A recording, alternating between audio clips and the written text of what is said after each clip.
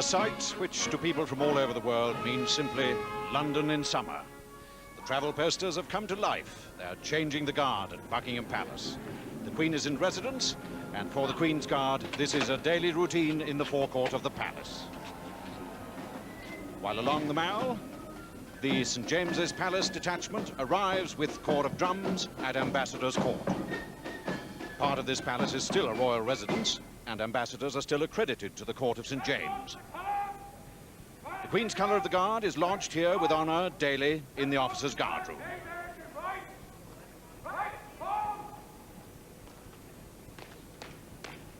While half a mile away, belying the clock in Horse Guards Tower, time stands still. The Queen's Life Guard is mounted every day where once there was another royal palace at Whitehall. And every hour, on the hour of every day, every half hour in severe winter weather, sentries are posted, and the relieved sentries and their mounts retire to shelter from the elements and from the cameras. But for the 2 regiments of household cavalry and the Queen's 5 regiments of foot guards, this is no ordinary day. The famous clock tower of a 4th royal palace, the Palace of Westminster, tells us it is almost time on this, the Queen's official birthday, for the most important military parade of the year, held at Horse Guards Parade, the Queen's birthday parade of the Household Division, Trooping the Colour.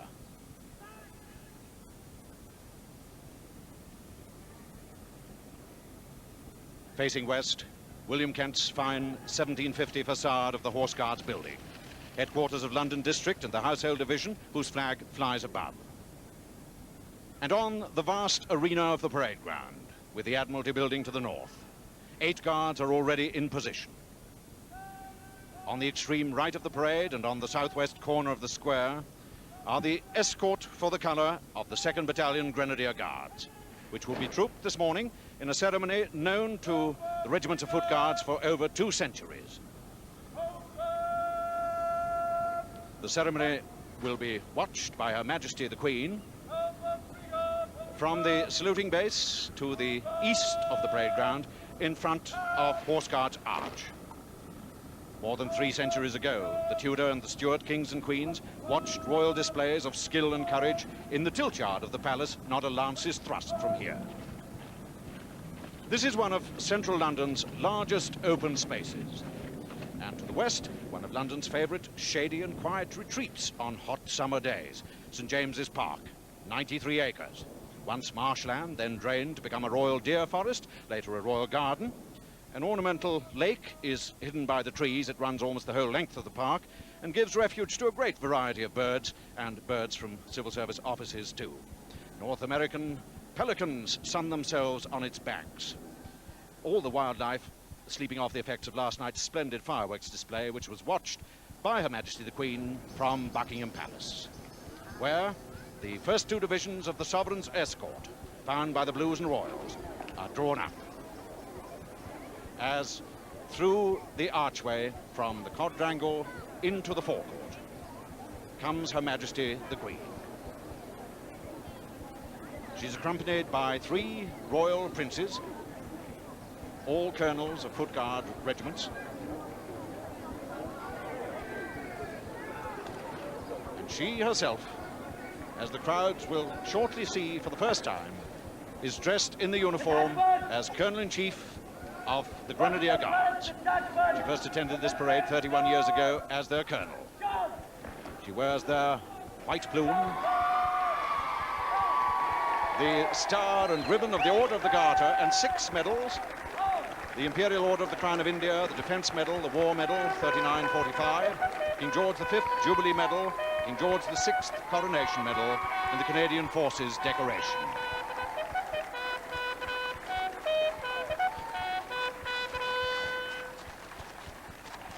And today she will ride not in a golden coach as she did 25 years ago, but side saddle along the Mall.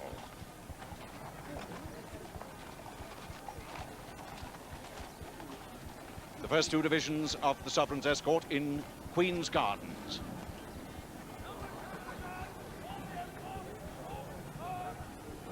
And the Sovereign's escort moves off round the Queen Victoria Memorial towards the Mall.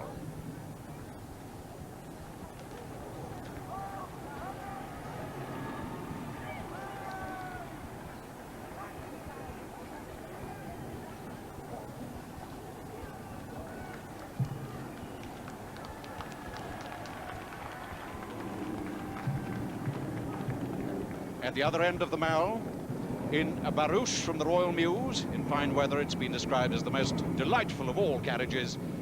Her Majesty Queen Elizabeth, the Queen Mother, with Princess Margaret, arrives and is greeted by a royal salute.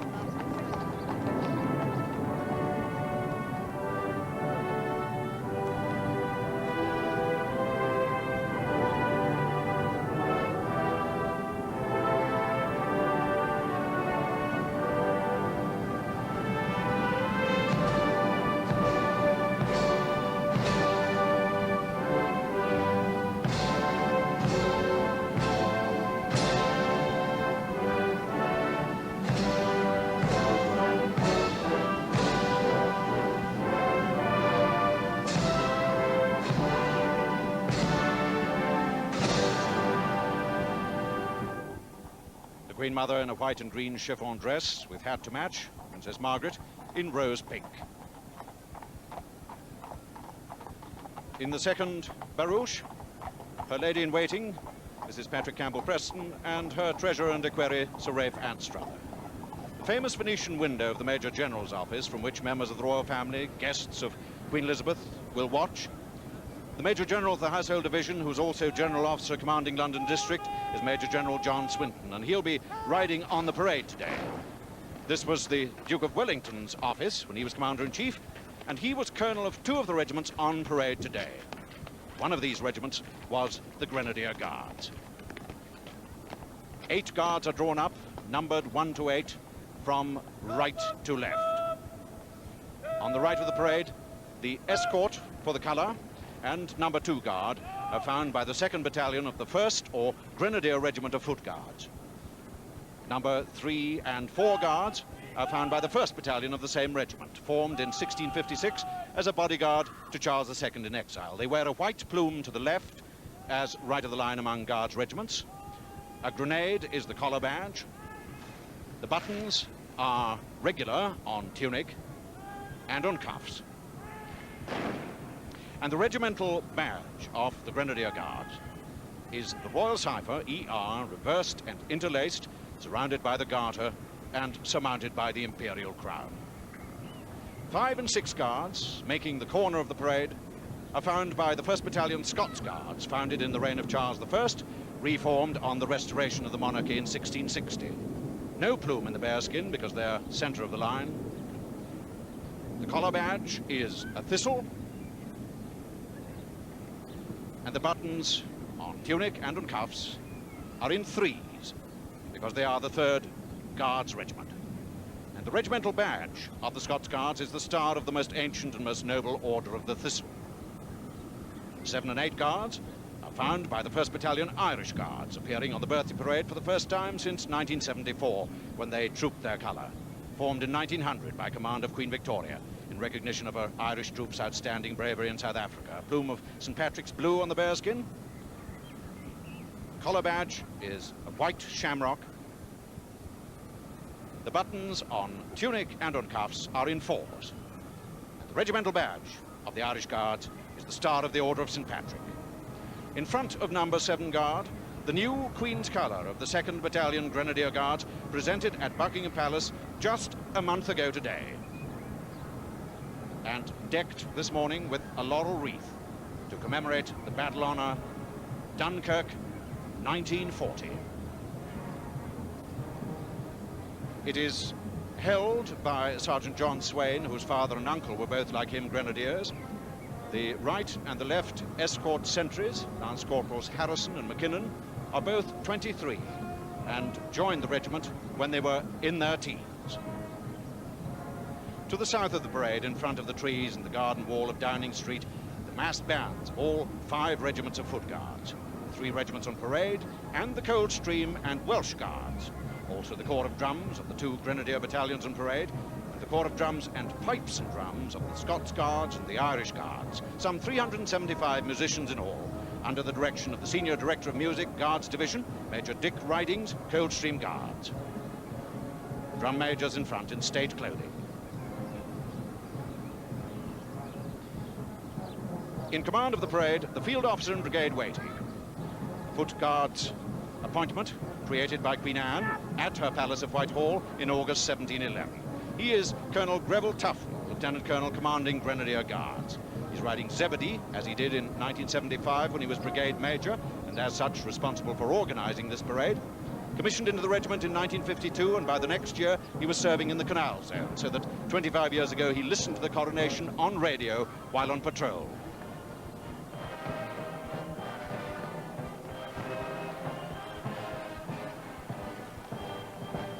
The royal procession moves along the Mall towards Horse Guards Parade.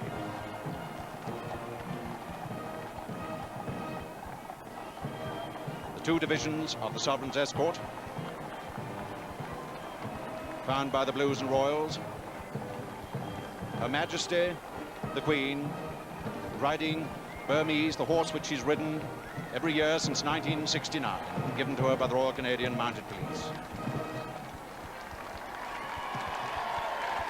And Philip, Duke of Edinburgh, Colonel of the Grenadier Guards, is beside her as the royal procession moves down the approach road to Horse Guards Parade itself.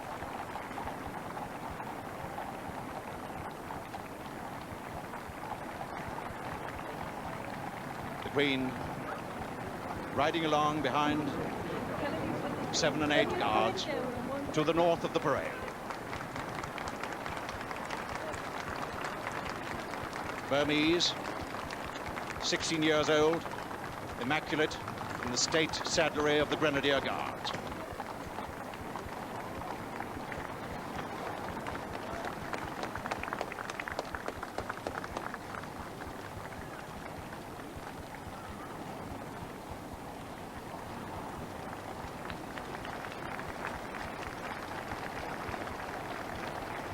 The Duke of Edinburgh, the Prince of Wales, the Duke of Kent on the grey horse, as Her Majesty rides along in front of the Horse Guards building and under the window from which she is watched by Queen Elizabeth, the Queen Mother.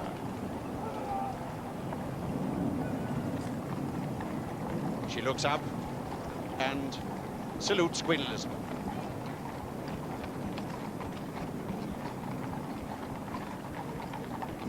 Turns her horse to face the parade, and she is greeted by the first royal salute of the morning at exactly 11 o'clock.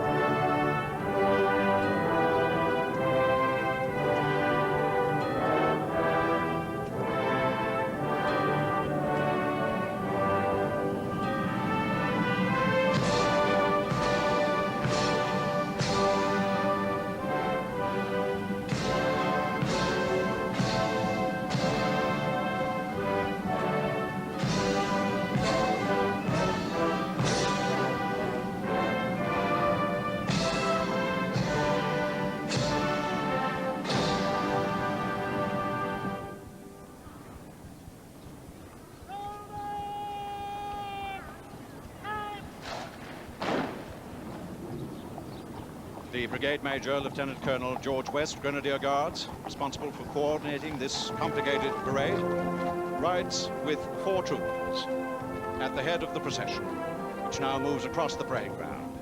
His father was killed while serving with the same regiment.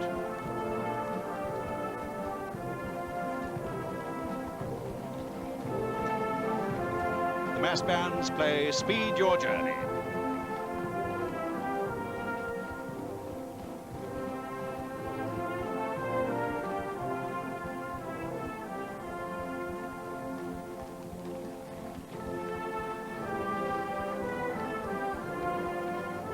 Queen moving to begin the inspection of the line. Prince of Wales with the white, green and white feather plume of the Welsh Guards, of which he's colonel. They are serving in Berlin.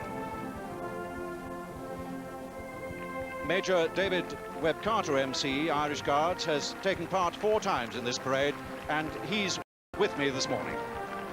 Now beginning is the first of 5 parts of the ceremony of Trooping the Colour, which is an inspection of the Guards and the Sovereign's escort by Her Majesty. This is followed by the troop, which is a colourful display of marching and music by the mass bands. And thirdly, the escort move forward and across the parade ground to collect the colour, which they then troop or parade through the remaining troops on parade. The fourth part is a march past in slow and in quick time by the 8 guards, and the fifth and final part is a walk and trot past by the Household Cavalry. As the Queen passes the guards, she perhaps catches the eye of one or two of the soldiers standing there, but they of course cannot follow her. She now passes number 7 guard of the Irish Guards and passes behind the colour, which she salutes.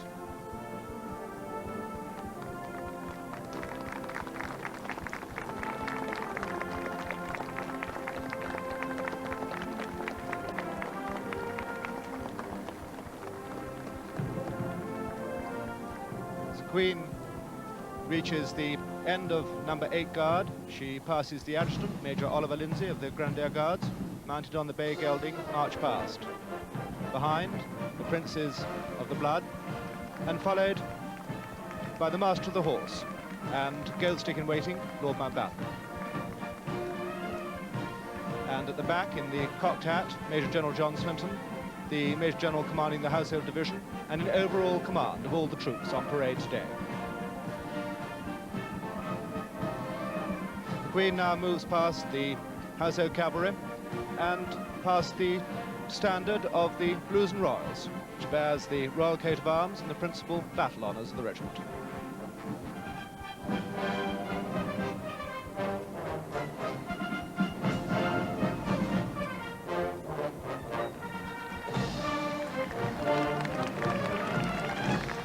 The quick march is chimes of victory. The Duke of Edinburgh, Colonel of the Grenadier Guards, the regiment whose colour is to be trooped this morning, rides with the other royal princes behind Her Majesty the Queen back to the saluting base at Horse Guards Arch.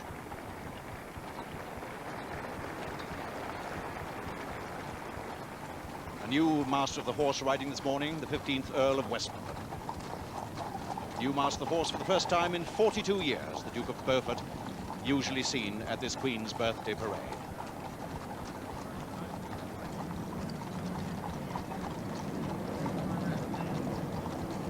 Watched above by members of the royal family, Queen Elizabeth. The oldest member of the royal family watching is Princess Alice, who's 95, the youngest Lord Nicholas Windsor, the youngest child of the Duke of Kent, who's 8 in July. And now, when the Queen and her accompanying officers have resumed their position at the saluting base, the second part of the parade begins, the troop, a musical display in slow and quick time by the massed bands. The senior drum major, Household Division, is Drum Major Wigan, Coldstream Guards, and the slow march is the Huguenots.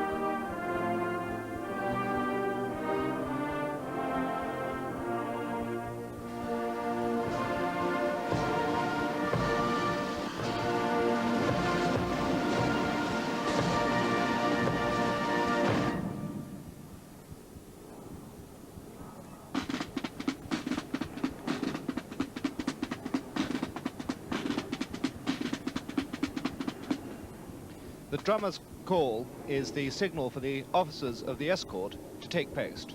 The captain moves to the right of number 2 guard, and the command of the escort, as is the tradition, is now taken over by the subaltern.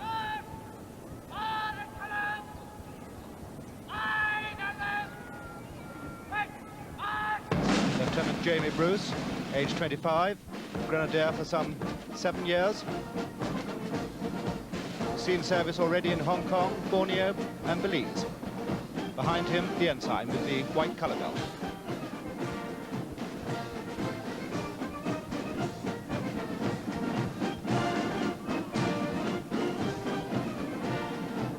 As the escort move to the front of the parade ground, they carry out a left four, which is a manoeuvre to change direction, but not the formation. Some people say the origins of this manoeuvre lie in the practice of moving troops on the battlefield during the 18th century.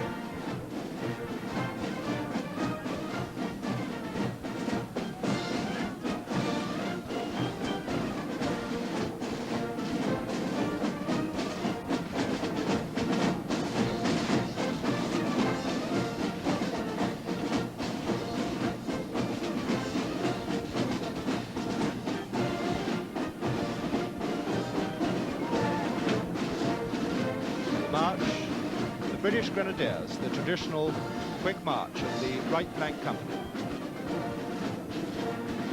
As the band move to the rear of the parade ground to make way for the escort, Lieutenant Bruce is searching for a mark on the parade ground which will tell him exactly where to halt the escort at the appropriate distance from the colour.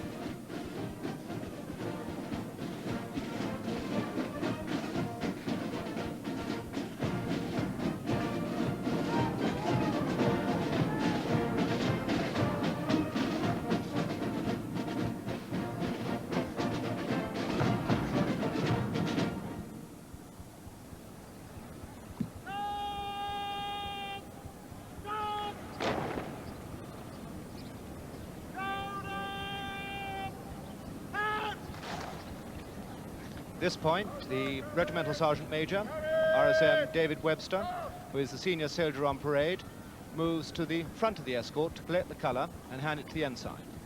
Been with the Grenadiers for 22 years, much of it with the Guards Parachute Company, where he's completed 140 jumps. He will be commissioned next Monday. He will halt in front of Sergeant Swain, salute and take the colour before handing it on to the ensign.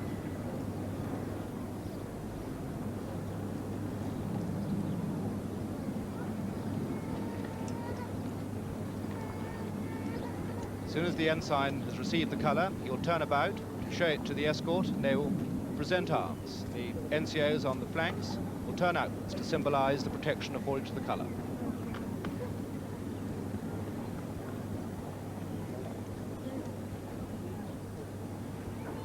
Big moment for Second Lieutenant Anthony Fane, commissioned from Durham University 2 years ago.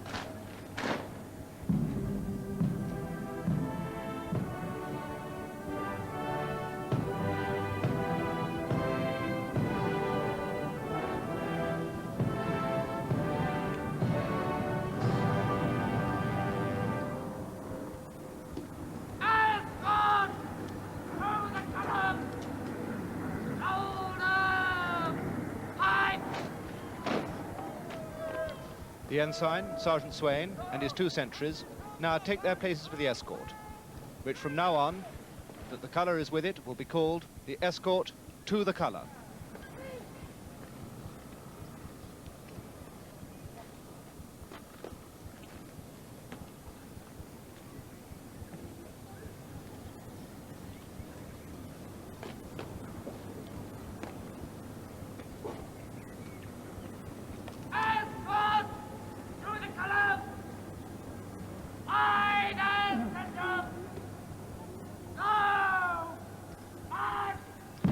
the escort step off to a march called Escort to the Colour, arranged from the Grenadier Waltz by Major Dick Ridings, Senior Director of Music.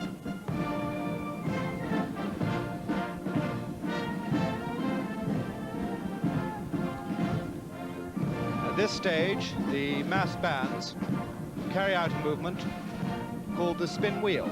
Again, changing direction but not formation is the most difficult maneuver.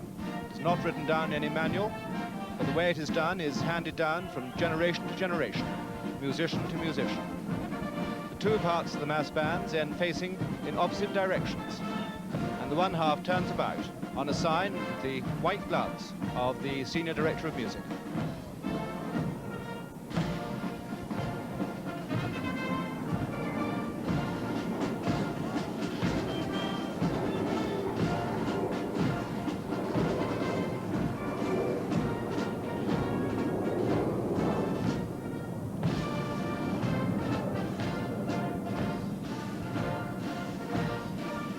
As the escort approaches the left of number 8 guard, the music will cut out so the field officer can call the troops on parade to the present and pay the compliment to the colour.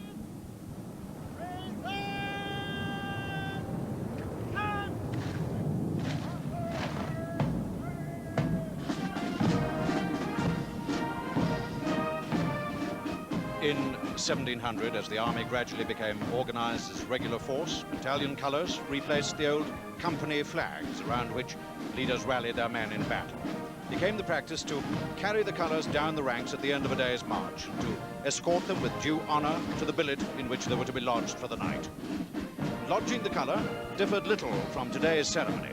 The colour is trooped, honoured, acknowledged, recognised by all ranks. And it was in 1805 that trooping the colour first marked the sovereign's birthday.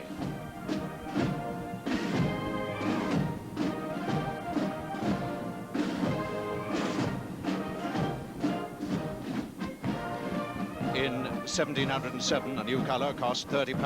Now a new Queen's colour, like this, costs almost £4,000. It is richly decorated with crown, royal cipher, and flaming grenade and battle honours, as befits the symbol of the regiment's tradition and history.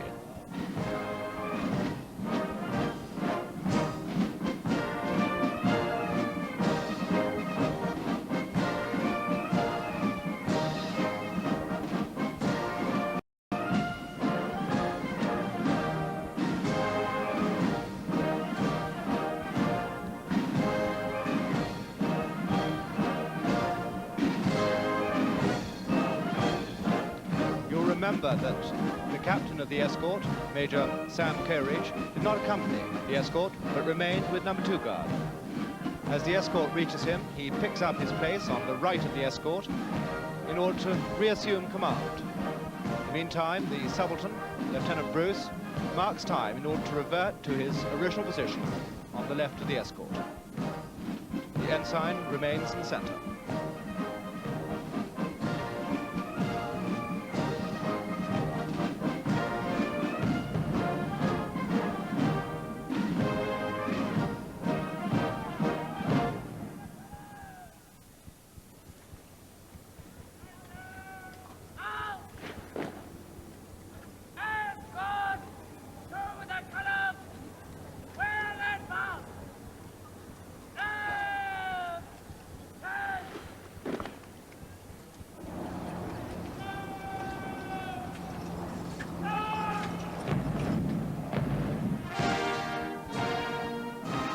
The slow march past begins. This is the slow march of the Grenadier Guards, Scipio by Handel.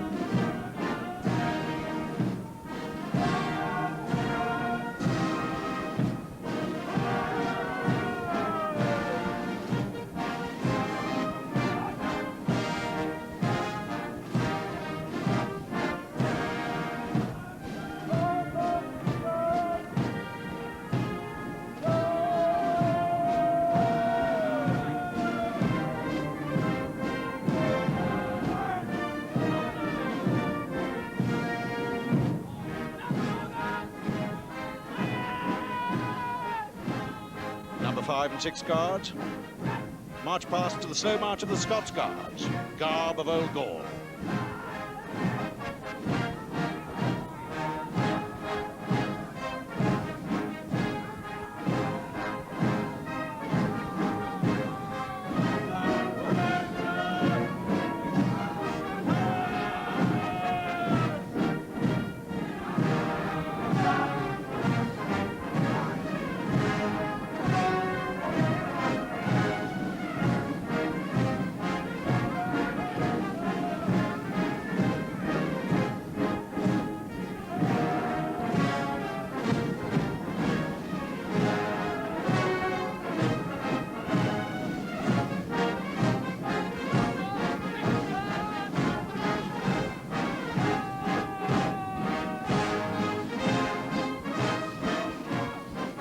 Irish Guard slow march is the traditional air, Let Erin Remember.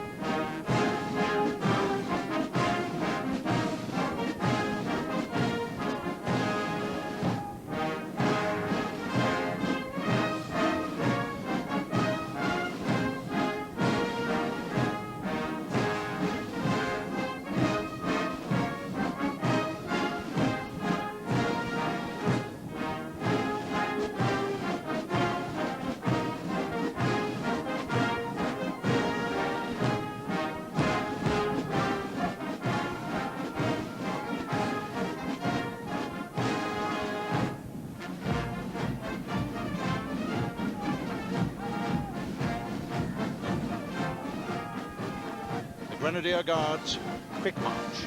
British Grenadiers.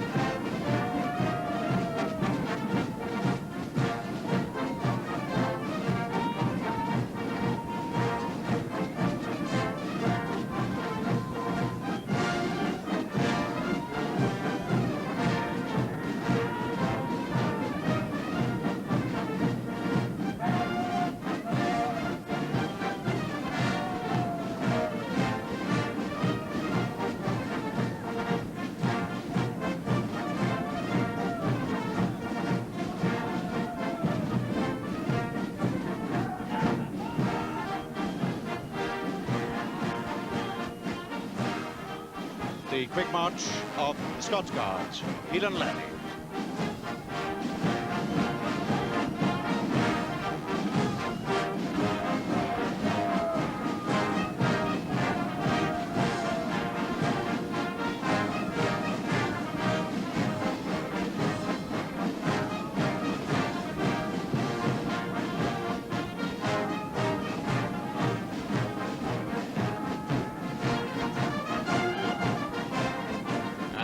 March past in quick time is completed by the Irish Guards to their quick march St. Patrick's Day.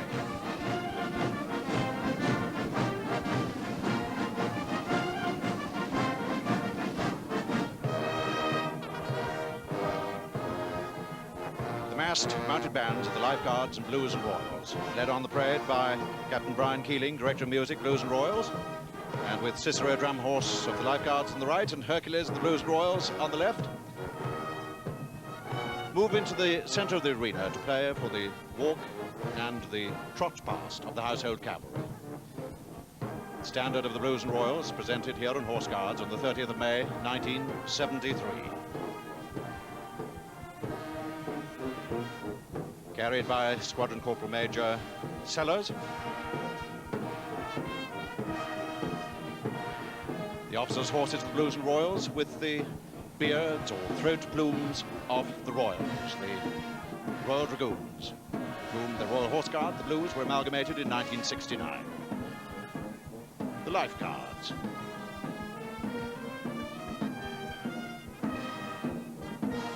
With their unmistakable scarlet tunics and white plumes.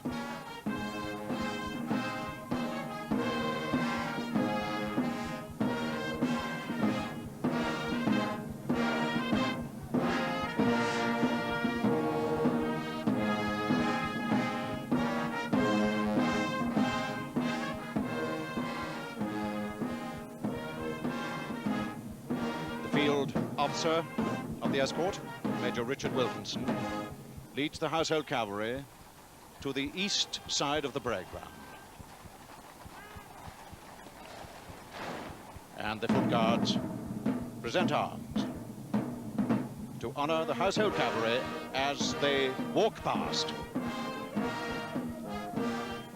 The regimental slow march of the Blues and Royals.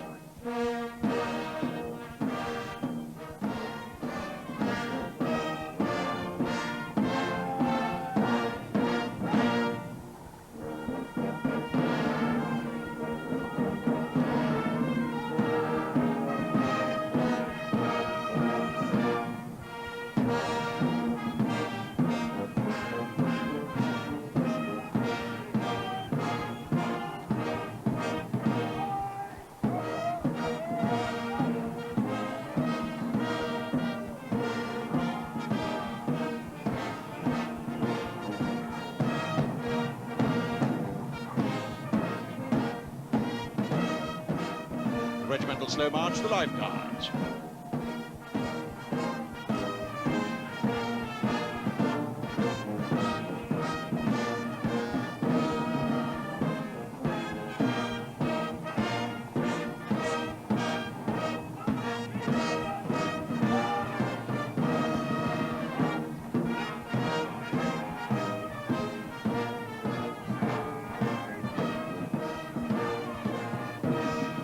Farriers of the Blues and Royals and the Life Guards. Both wear dark tunics. The farrier of the Life Guards, a black plume.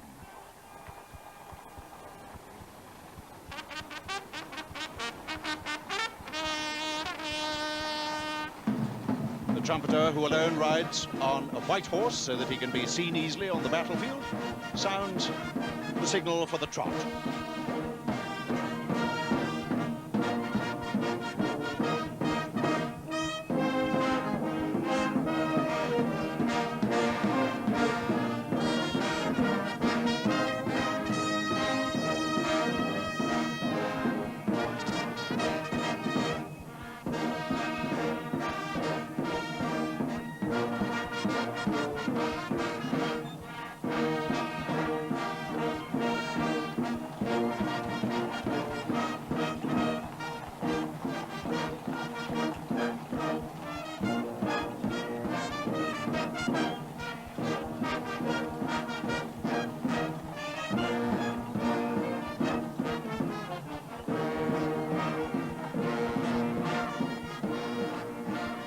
Household Cavalry passing beneath the flags of Commonwealth nations flying on this Commonwealth Day.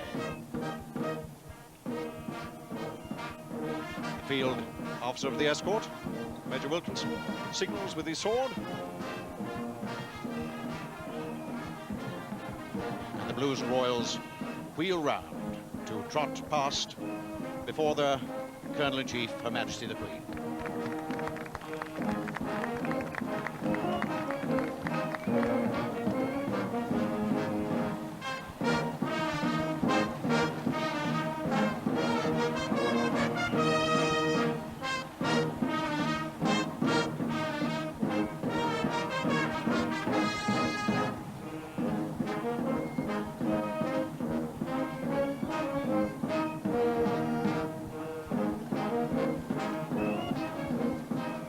Perhaps the most splendid sight of the parade. The sun glinting on the breastplates, the white cartouche belts, the flash cords.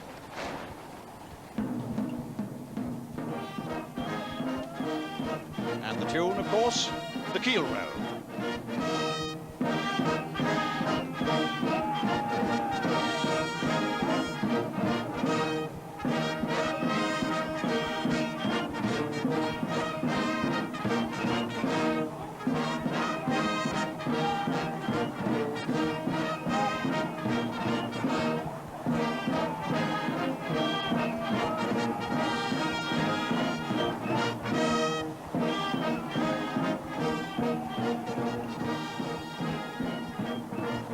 horses immaculately groomed, and perhaps reacting rather to the heat on this parade ground.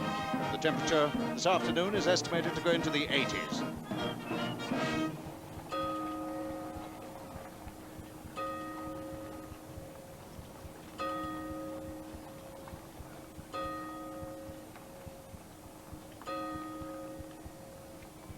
At 12 noon, the birthday greetings of the Household Division to Her Majesty the Queen.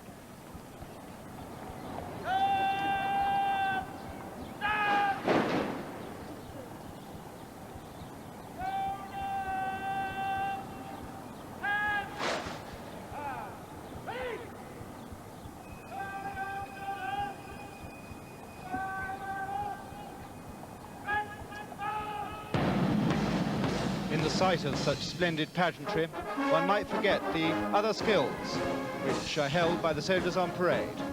And amongst them today are clerks, barbers, photographers, carpenters, drivers, tanks and Land Rovers, gunners, radio operators, and even helicopter pilots. All these skills must be maintained at the same time as the standards required for parade. And if one thinks back to last Christmas time, over more than a half of the troops on parade today were involved in the firefighting activities in the Greater London area.